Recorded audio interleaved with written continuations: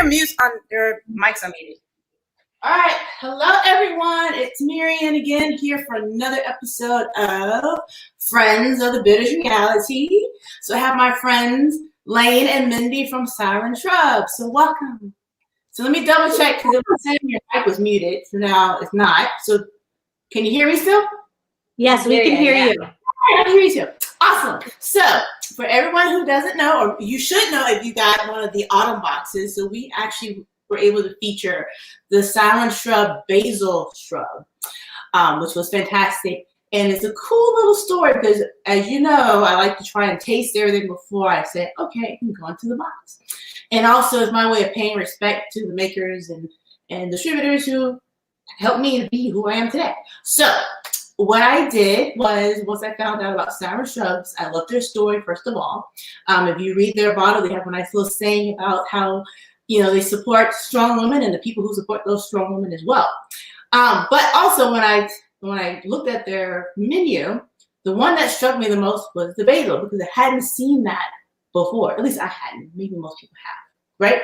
And so when I looked, I said, okay, I'm gonna get, well, no, actually, what did I do? I thought I bought one. And then when I received the box, I was like, this is really heavy for one bottle of Shrubs. So I sent them a little note as I put in order to say, hey, my name is Marian, da-da-da. And I'm looking to understand more about what you do, and I really want to taste what you do. And so as a result, I not only got the basil, but I also got the cherry as well as the maple. So I was pleasantly surprised, and the packaging was really awesome as well. As you can see, we all like to be sure that the package is where it's at as well. So at any rate, I was able to feature that in our autumn box, the basil shrub, which was very awesome. And they have a really good story. Also in the magazine, when we talk about partnerships and being able to work with friends and what that means to them and what it can mean to other people who are looking to understand how to go into business and also work with their friends if possible. So their story is amazing. It's their time to shine. So I welcome Layne and Mindy to the show. And now it's up to you, ladies. Introduce yourself a little more. I think I did okay. You think? That was great. It was perfect. Thanks for having us. I'm Mindy. And I'm Layne. And we're the co-founders of Siren Shrub Company. Shrubs are concentrate made from, got a good way to turn it here. From 3 simple ingredients: organic apple cider vinegar, organic cane sugar, maple syrup, and then whatever fruit, root, or herb we're using. And we have 6 different flavors in our line. This one's the cherry. We've got the basil over on the other screen. Yep. That's a good sign, yeah. We've got a maple ginger, a strawberry, a lemongrass, and a rhubarb as well. Mm-hmm. Ooh. Yeah. And rhubarb. Yeah. Mm-hmm. Yeah, the rhubarb is good. And it's kind of it's the tangy, like a little bit more of a sour one, which is a fun one to play with. Yeah. And each one of our shrubs, we craft in partnership with a local farm. So it's something that is important for us to be able to support small local food community. And so we find, so like our basil is grown by White Feather Organics here right outside of our community. And Mindy recently said something about, that it was really about supporting community, but like even supporting neighbors, which is really, really cool. Mm-hmm. And yeah.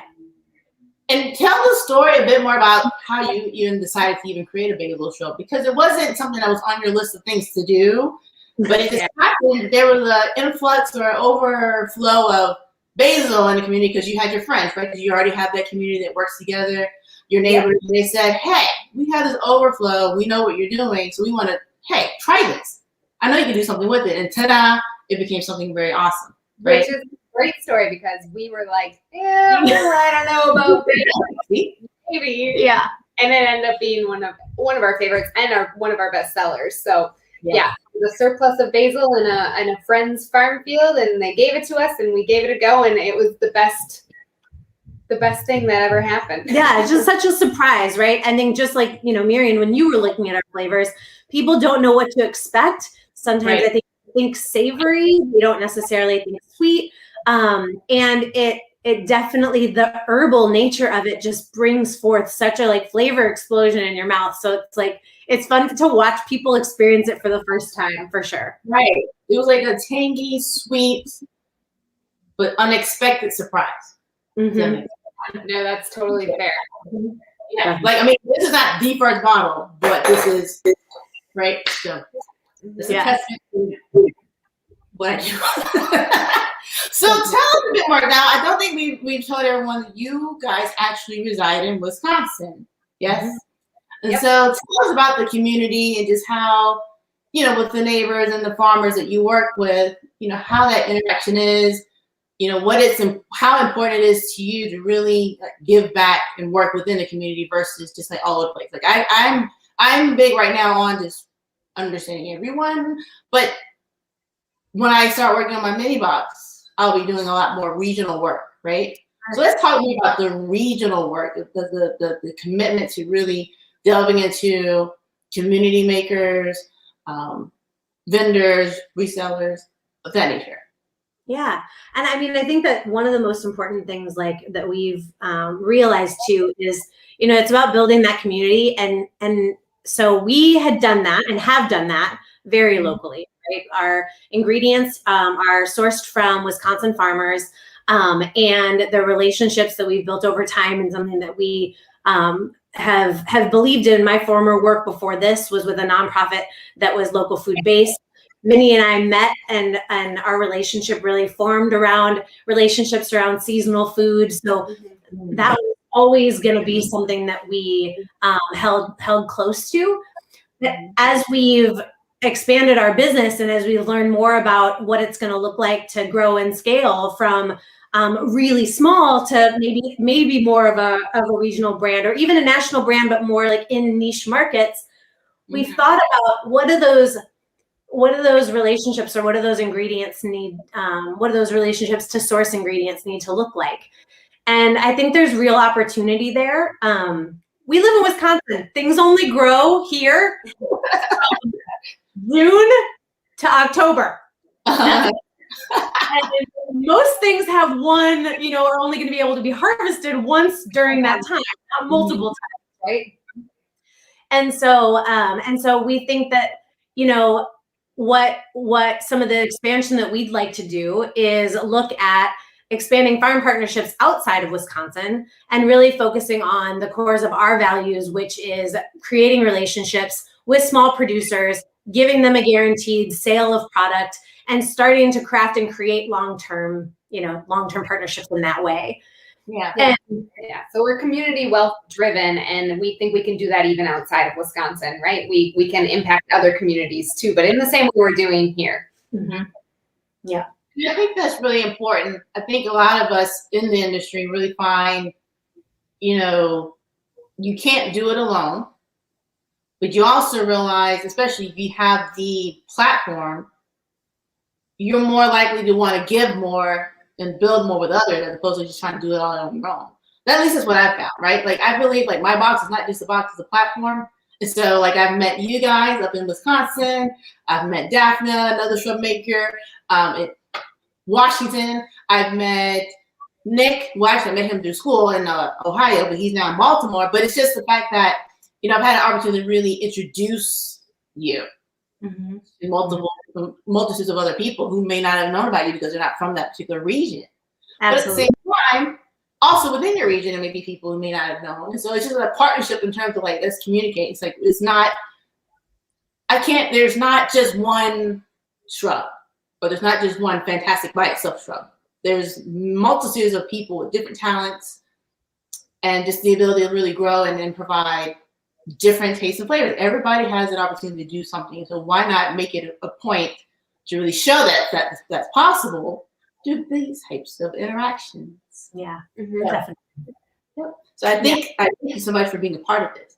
And so I think the one thing I wanted to touch on that you mentioned, of course, relationships outside or within your community, but what about the two of you?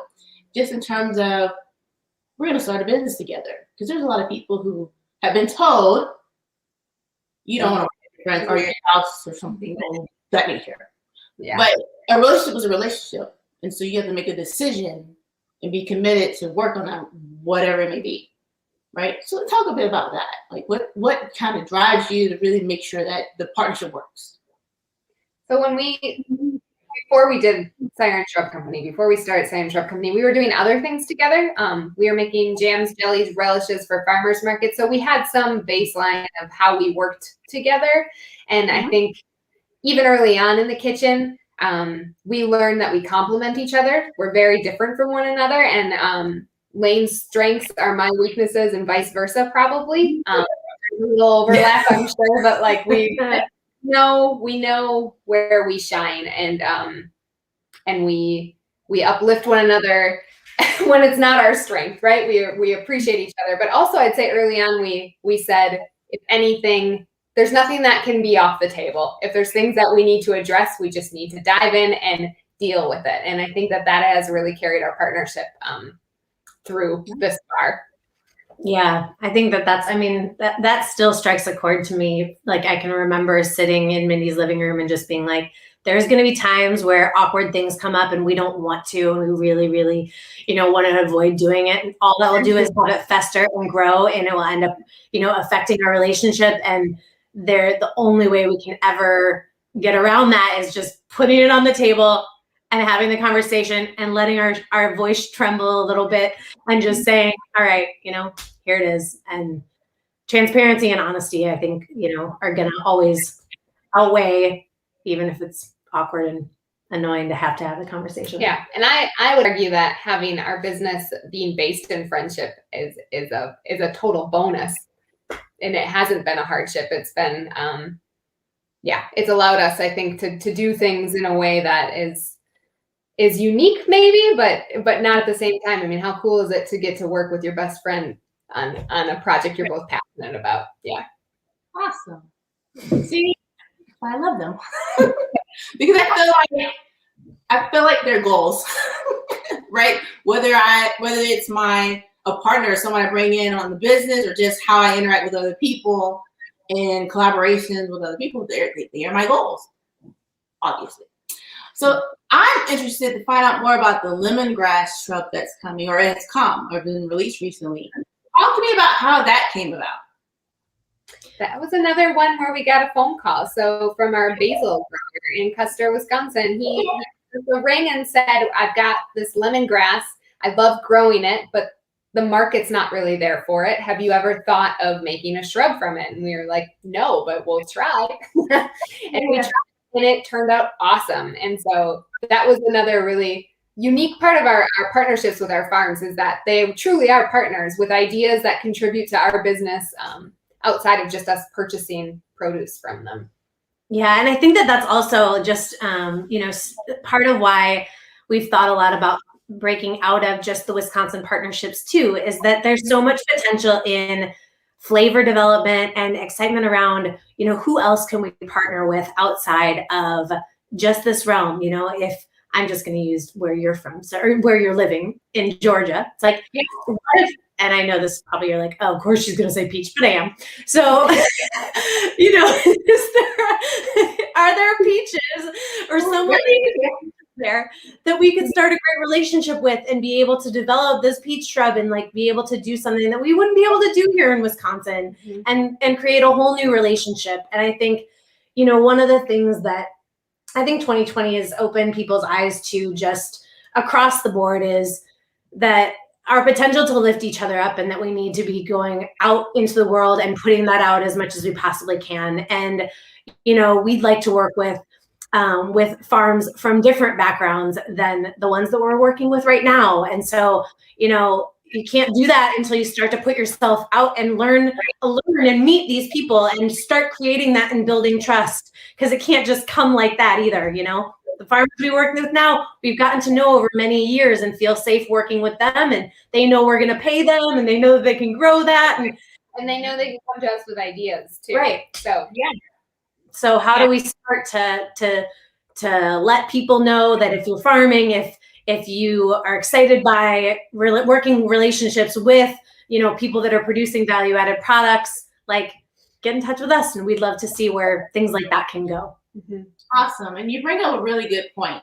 and I think I try to drive this home whenever I have conversations with other people. It's just really the importance of being able to collaborate, being able to communicate with others, and providing others. Like I may have I have a full-time job, right? Outside of the box. So then I have 9 to 5 and my 5 to 9. And so to me, because I have the 9 to 5, I have other resources at my disposal. Whereas other people, when COVID hit, right, they lost what they had, what was their means to survival. And so being able to pick this back up and being able to bring in bartenders to help with creating videos or advanced video series for paid subscribers, you know, or being able to just work with other people and just give them an opportunity to say, hey, can I, you know, earn some additional income? Right. That's And amazing. just being open to that as opposed to the individual, what's the word? Like the individuality or the desire to really just succeed. Success is important. Yeah, success is important. I have a drive and I feel like I have to do what I'm doing right now. Like I just have to do it. But I know that it has to involve the community. It has to involve other people. It can't just be me. I'm not perfect. And I think a lot of times people will go into business, they will hoard information or try to hide what I'm trying to say. It's not so much hide because there are times when we have to sign an NDA and say, look, you can't share this. But there is this aura of people who like to share versus those who feel as though I'm going to step on everyone else to get ahead.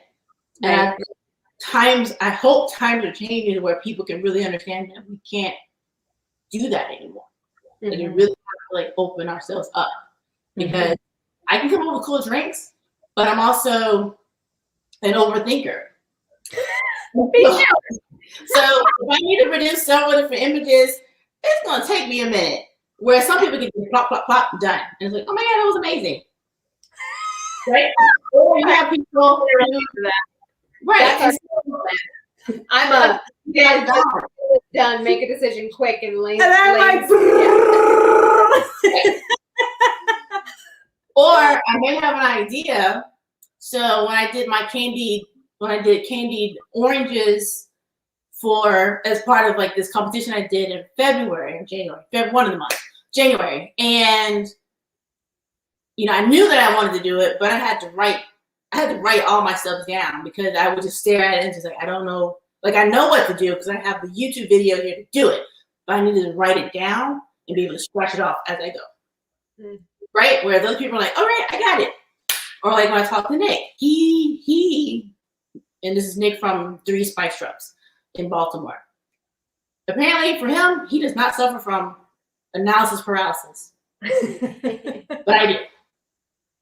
And so it's important to understand your strengths and your weaknesses, and I think you guys attest to that in terms of how you are able to work together and being able to balance between I can do this, you can do that. Here we are, right here in the middle. So yeah, I don't know why I said all that to say I get it. Yeah, no, I love it. Yeah. So, do you want to talk a bit more about family and how family support has helped you guys, or what direction do you think you want to go next? We talked about shrubs. We talked about. We haven't talked about these. Oh, let's talk about that. We've not actually talked about that. Yeah. So this past year, in 2020, we launched the Sparkling Shrub, which is already a pre-mixed can. So it's got the shrub in it, and then just water and bubbles, so sparkling water. You hear, but you already have it ready to go, so you have to think about it because overthinkers. Right. Or you just maybe, if you're somewhere and you're just able to grab one out of a cooler and open it up and drink it. If you rather than having a bartender mix it for you. Yep. So these are something that we knew really early on in our business that we were excited and wanted to make. But with a lot of things, scale was always kind of in the way. There wasn't, at the time that we launched, the ability to just put something in a can as easily as you could in small scale in a bottle because of the technology you needed to can things. And so move forward about 2 years, and there has been people in the world that are doing mobile canning. And so in April of 2020, we partnered with a mobile canner and ran our first prototype of a cherry shrub. Thankfully, it was a prototype because we had pasteurization problems. Yeah. So and certification you gotta go through and all that stuff. I'm doing that right now. Mm-hmm. Yep, some exploding cans, but thankfully one customer had that happen. So anyway, we realized that we were going to have to go through more steps, but did find a smaller scale canner. And so now, for people who don't know what shrubs are, or maybe don't want to buy a 16-ounce bottle, that they're not sure that they'll use it all, they can try it and see what it tastes like and see what that experience would be like. You can just use it as a mixer. So we love for alcohol gin and tonics with the basil. We think the gin is just awesome with the basil. And so, it's an easy, already ready to go, crack it open, ready to rock. Yeah.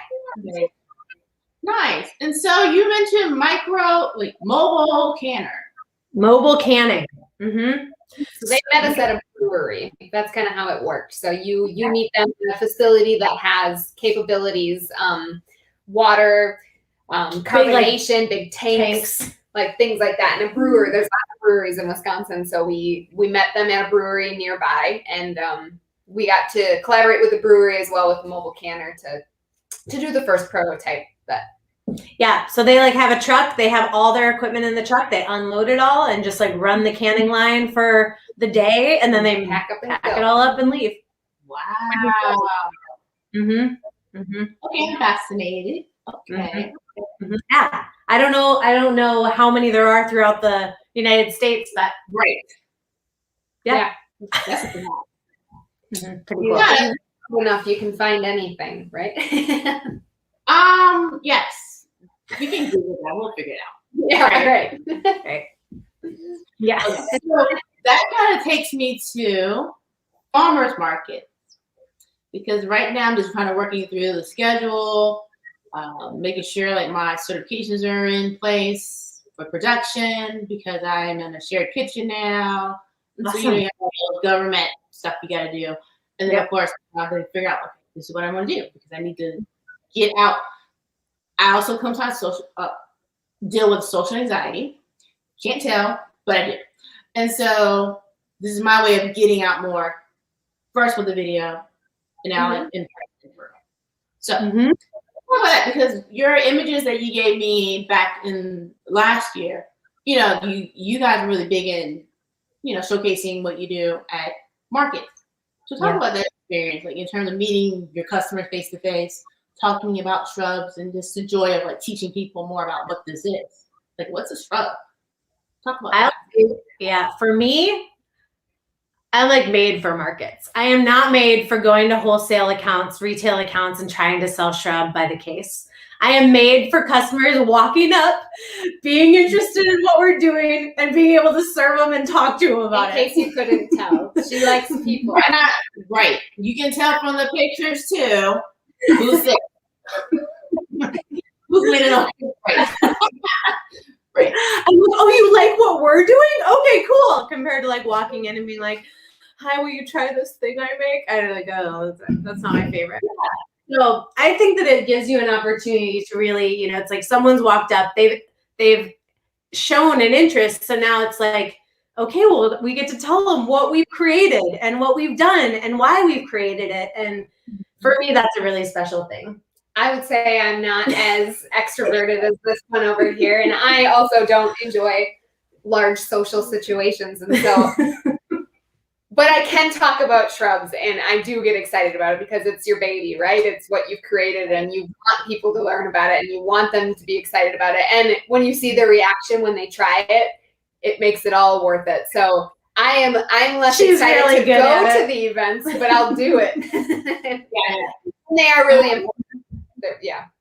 And what I think about too, when you mention that, and when you talk about the difference between B2B versus B2C, and recognizing where you fit, I think a lot of times, a new entrepreneur is trying to figure out which direction, or they may only think you can only go one direction and go through a distributor and a big box store. So if I'm not there, I'm not successful. But like, there's opportunities or lanes everywhere, whether it's direct to customer, shipment to customer, face to customer. If you really want to go into kind of like the retail space, right, learning that and then working with other people who do the same thing. But I think the point I'm trying to make is there's opportunity. I think I talked to one friend where in this realm of cocktail making or just in the spirits world, there's always something to do.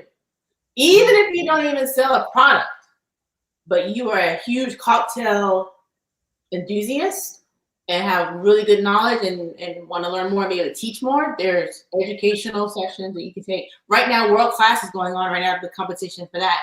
And that also can feature non-working bartenders as well. So if you have like an interest, there's avenues to grow in this industry. And so I thought that was really cool that you brought that up. In terms of like, I know I'm not B2B, but B2C, heck yeah. Or you're kind of like B to micro B, or same B to same B, right? I think. Yeah. Like, we're B2B, but we're not like B2B for that. Right. I don't know where that was came from, but it was there. But yeah. So I think, it's really important that people kind of understand that they're not stuck in one little vein. They have to be this, and this in order to succeed. There are plenty of different ways to kind of get to what you want to do, as long as you know who you are and what you're really passionate about. There's ways to get there.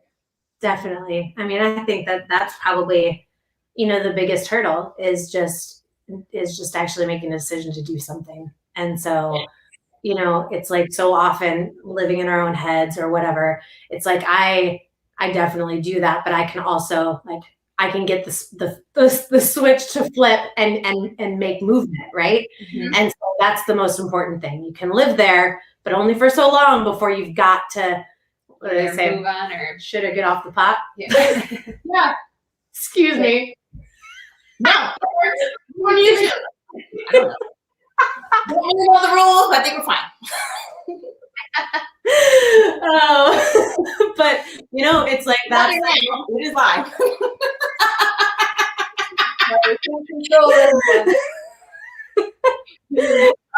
But I mean, I do think it's like that's the challenge, right? You have to be able to move yourself forward, and so it's like you believe that you want to do something, just like pick a lane and start and just start. Yeah.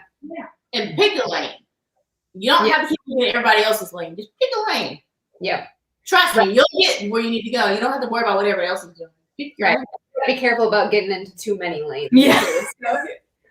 That's another one. Yeah. Too many of your own lanes? Yeah. We're trying to keep people's lanes. Or we're trying to Yeah, I don't know. Maybe both. Maybe both. That is good. I was listening to Seth Godin's podcast recently about resizing. Oh. Or resizing or resizing a project. Seth Godin's like this well-known marketer in the industry. Yeah, that did. And so that was important to me because I know in my head, yes, I have a lot of ideas and different things. So I have several different, I'll say, I say my box has legs. So it has like several different legs and offshoots. But I can't work on all of them at the same time, but they're on the plan to get there, right? Like, what do I do with this mini magazine at some point that I started? Why did I even write this? This is kind of hard for me to keep doing it. What is wrong with me? But I did it. Or, beautiful, really good job. That's right. why you did it.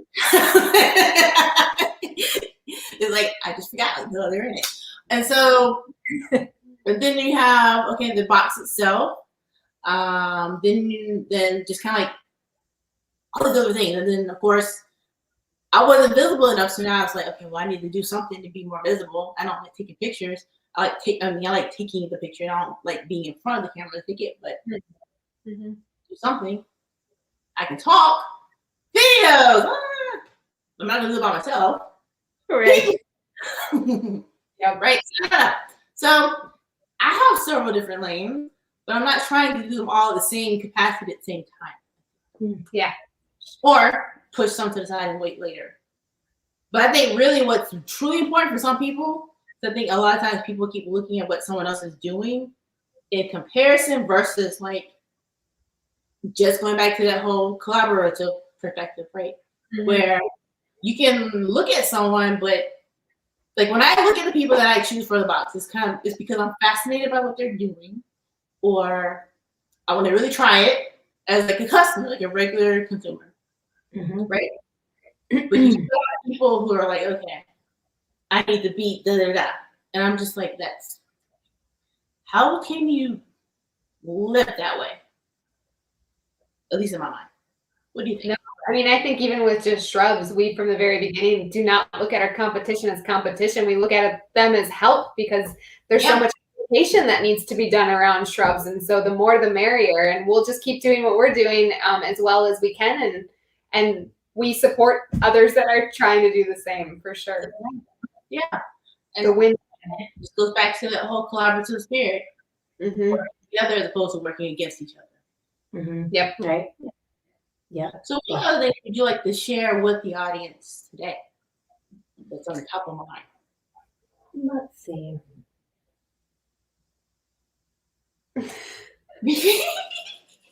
What would we like to share?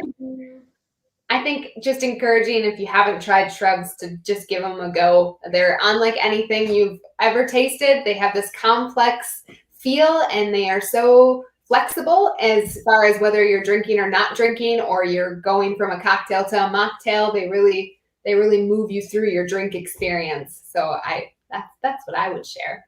What would you share? What would I share? No, I think I like the themes that we've talked about, which is, I don't know, living your values and really trying to figure out like how to think more in the collaborative ways and try to think more about how we can lift each other up and creating space in that way. Because I think the old economy is built on the opposite, and it's not built well, and it's crumbling all around us in so many ways. And so it's going to take people changing and doing, and it's going to be harder work because we could do our business, we could run our business in a very different way, and maybe actually make it a lot easier, because if we wanted to just go cheap and easy, and it's like, that's not the way to actually, create pressure points on systems that don't work and haven't been working for a long time. It's like, it's going to take more energy and more labor and maybe a few more tears, because you're going to run into stumbling blocks, but affect real change, you have to put yourself in those situations. And I think that that's just a good frame to start for more people to start thinking about, I guess. Yeah, that's real good. That's real good. And I forgot to mention something. We talked about that machine, or I guess the K. Yeah, that thing. We still need to talk about that, because I want to understand one, but I don't think you have one here because at the office. Yeah. So seriously, when you start, because did you sign up for some markets? Not yet. I'm working through that. I just gotta make sure I get my inspection thing back so I can say I got it. So yeah, that okay. Because we're gonna go through a tutorial when you're ready for that, because we learned all the things that let us share the knowledge so you don't have to experience the pain.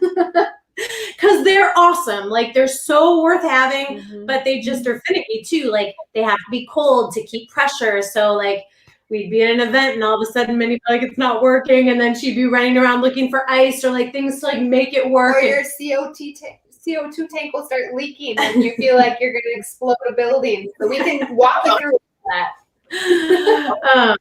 But being able to have those pours and be able to, you can make whatever you want before you go. And it is so much better than trying to make in little Dixie cups, pour a little bit of your syrup and like pour out some sparkling water. And they look really sweet. They look slick, and people come over because they're like, what is that? What's in that K? Yeah. Right. Yeah. So I think if you decide to go that route, I think that you'll definitely like it. And we've got some pro tips. Yeah, totally. For you. I can't wait. All right. I'm gonna try this. Sometimes I don't think I should call it a speed round anymore. Because it never seems to go very fast. So I'll just call it, I don't know what to call it. Whatever. We're going to do a series of weird questions and see what happens. But then the first one comes to mind. Cool? Okay. Ooh, that's dangerous. So, what part of the United States would if you had a choice, would you rather be other than where you are today? And why? Ooh, I would go out like coastal, like take me somewhere sunny. So I think because of the winters here. So I'm going to say California. Ooh. Okay. Jeez. So I'm all about place making. So this is really hard because I've taught myself to love my place. Okay. That wasn't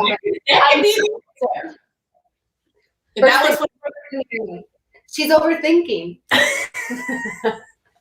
Potentially. What came first though was the fact she's like, I prefer my place. Yeah. I say honor that and stay there. I think. All right, next. Favorite spirit and why? Not including gin. All right. Favorite spirit. I like whiskey would be my favorite spirit. And because I like the like dark, deep, rich flavors of whiskey. Mm-hmm.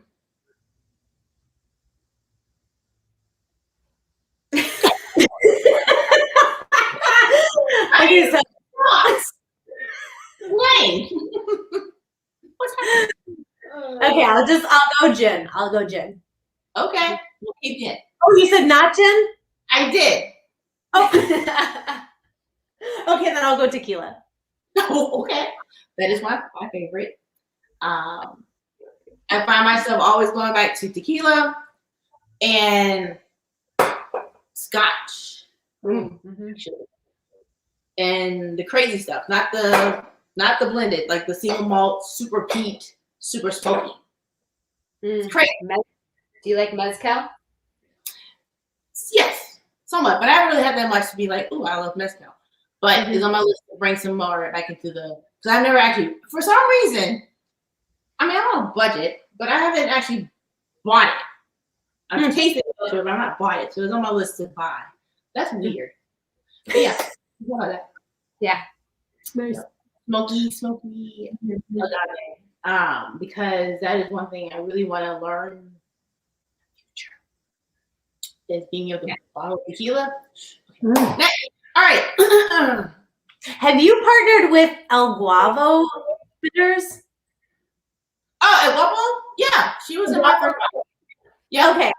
I just learned about her, and she's got some like partnership right now with Jose Cuervo, where she's going down to Mexico and like doing something with, is it Jose Cuervo? Maybe that's not. I don't know. But anyway, I didn't think of that. So I just thought I'd ask. Yes, Krista was in the box, the summer box, actually. Oh, okay.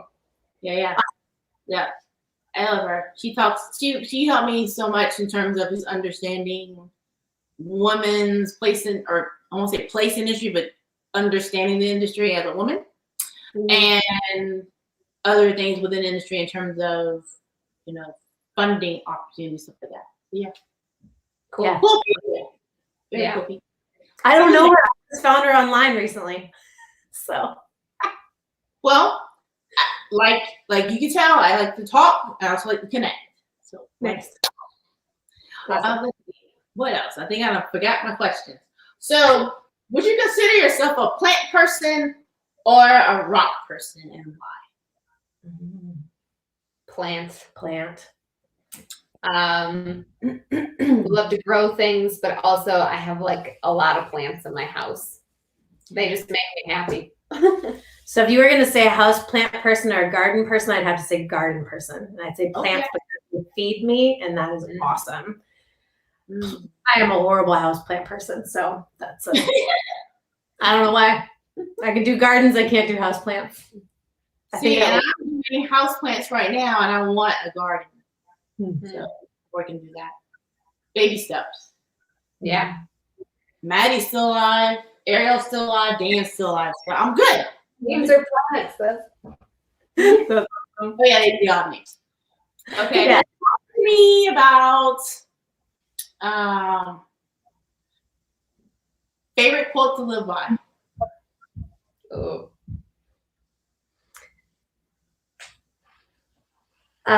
This was actually just recently. Don't believe everything you tell yourself. That's a good one. I am stumped. You've stumped me. Uh-oh. Yeah. No, I don't have one off the top of my head. Blank or get off the pot. Right. We might have to circle back if it pops up. I'll. Yeah, I don't know. I'm sorry. Any books that you would recommend for someone interested in blank? Well, I'll say that when we were launching this business, and this is something that I just laugh all the time because we had no idea how to price our product. And we found this random book on Amazon called How to Get Your Specialty Food on the Shelf, I think is what it was called. Okay. It went through a pricing structure, and it taught us how to price and made sure that we included distributor margins, retailer margins, wholesale margins. And I feel like that's the number one mistake a food business makes is they almost always price themselves too low. So I'm very thankful every day. So if there's anybody that's going to create a value-added product and try to get it on a retail shelf, that book, it'll help you it'll save you some heartache, I guess. That sounds way better than my spreadsheet. I mean, we built spreadsheets from the book, so you're probably doing pretty good with your spreadsheet, I bet. I don't have all those margins. Yeah.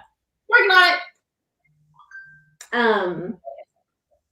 What other books? I just had a newborn in January, so I'm rolling to the kids' books world again, and I'd recommend What to Do with a Problem. It's called. I don't know who the author is, but it teaches kids how to face their problems, and I think as adults we all have a lot of those. So I recommend it for our kids.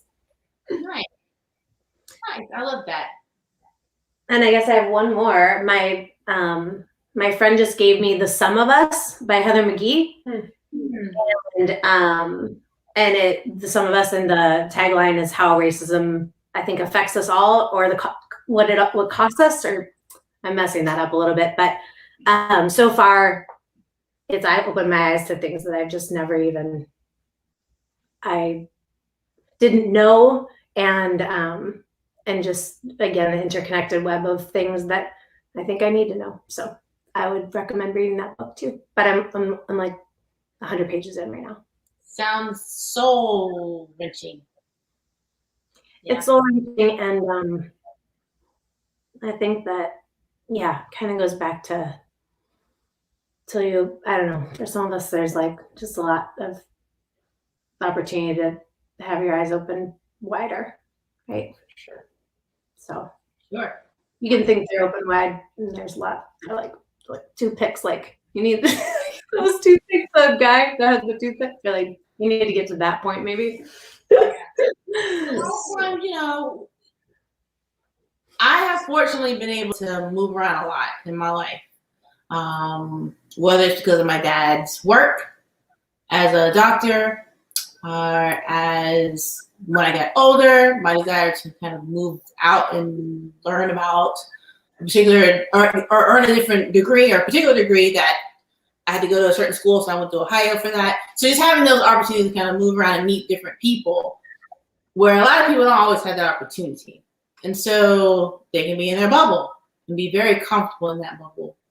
And so hopefully, and I stress it again, just with what we talked about before, is just having that opportunity to really collaborate and learn and grow, but also being able to kind of realize within yourself like who you are and being open and vulnerable enough to say, this is where I am, this is where I want to be, and this is what it'll take to get there. So yeah, so kudos. Awesome. But that's also why I like you guys. So. Any last words? I think I didn't get to give you got to tell the story, the backstory of me getting that that order and your little note. But I will say that I think that kind of immediately told us who you were as a partner. Because of that order placed in that sweet little note, just saying that you hope to collaborate someday. And I think that, I think so often, I don't know, someone might come at it from a different point of view and just say, hey, can I have a free sample? I'm thinking about, I think maybe we should collaborate. And we probably would have given that sample. I'm not saying that that's, it's neither here nor there, but it just showed us a lot about who you are and what you wanted to do. And it meant a lot that you placed that order. And how you, immediately made that brand feel like they were something special that you were ready to try and willing to give a shot and willing to put your, your money towards. So thank you for that. Thank you for that. Thank you. But yes, you're right. That's how I like to approach things. It's about respect and, small business is small business. It's not. You're right. I just think it's okay. I do have a view on it. I think it's disrespectful the other way. So that's really why, I just think it's really disrespectful to just come out that way and not really. Hi, my name is. How are you? Yeah. So I do have a view. Yeah. So I have cherished this ever since. So I appreciate you too so much. And look forward to more. There will be more.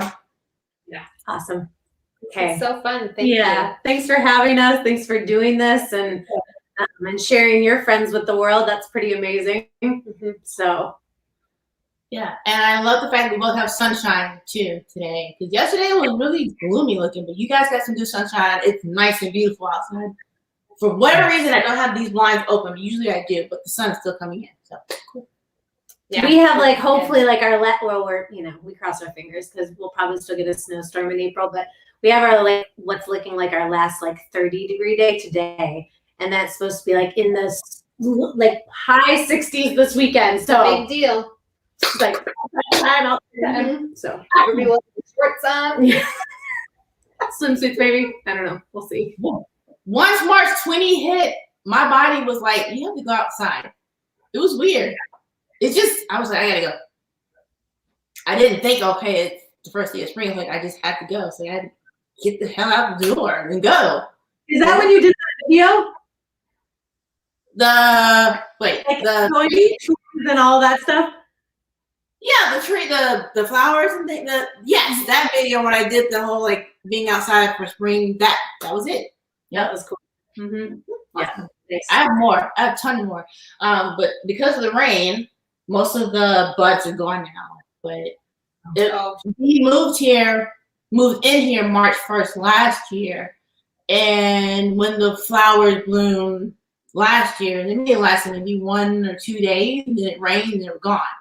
So this time I was really excited about the fact that he got multiple days and they were still out. Oh, for sure. Yeah. Cool. Nice. Well, okay, ladies, we'll get back to your families. I'm gonna try and see and focus on my work and make some stuff and then work on my rhubarb in the refrigerator and we'll see what happens. But nice. Good luck with it. All right. Well, keep in touch about markets and stuff. Oh, we're gonna do that tutorial.